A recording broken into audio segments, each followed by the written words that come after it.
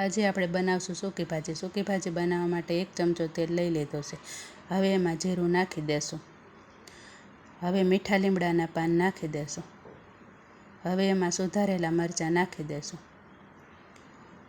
હવે સુધારેલા ટમેટાં નાખી દેશું.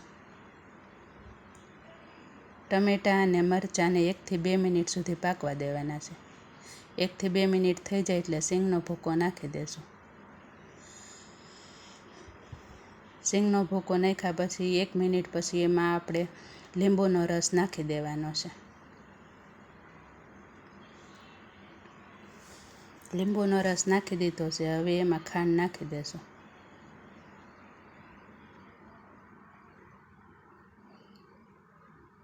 હવે એમાં મસાલા નાખી દઈશું. ચટણી, મીઠું, હળદર અને ધાણા જીરું.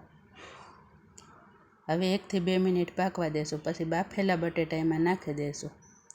સરસ રીતે હલાવી અને મિક્સ કરી લેશું.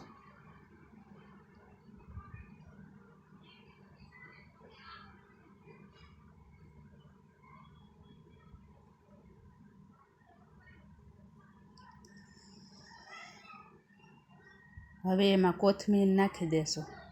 તો તૈયાર છે આપણી સૂકી ભાજી.